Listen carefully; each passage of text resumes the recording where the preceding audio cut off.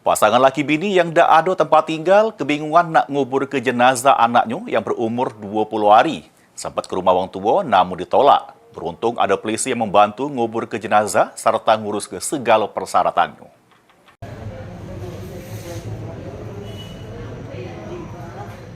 Aksi kemanusiaan dilakukan anggota SPKT Polda Sumsel. Sesudah mendapat informasi adanya pasangan laki bini yang dak ada tempat tinggal butuh bantuan.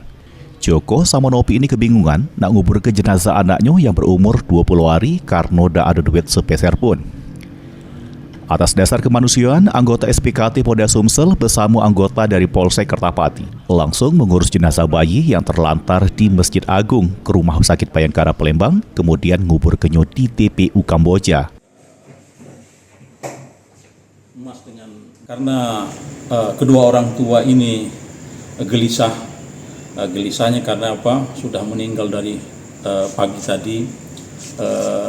Beliau dan kita juga prihatin kalau lama-lama dibiarkan, tentunya kasihan dengan anak yang meninggal ini. Jadi bapaknya tadi menyerahkan sepenuhnya dengan kita dari SPKT dan Rumah Sakit Bayangkara.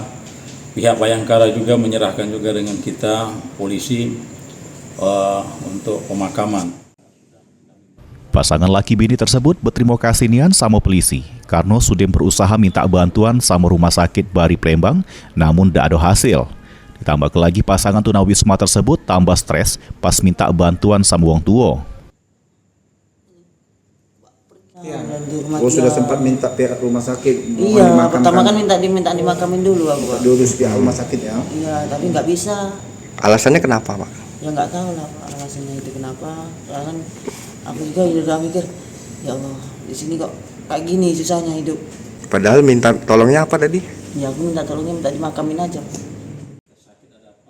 Sebelum meninggal, jenazah malang tersebut sempat dirawat intensif di Rumah Sakit Bari Palembang selama 20 hari. Sesudah melahir ke dunia, jenazah didiagnosa mengidap sakit sesak napas oleh dokter, pas dirawat nyawanya tak tertolong. Mulyadi, PAL TV.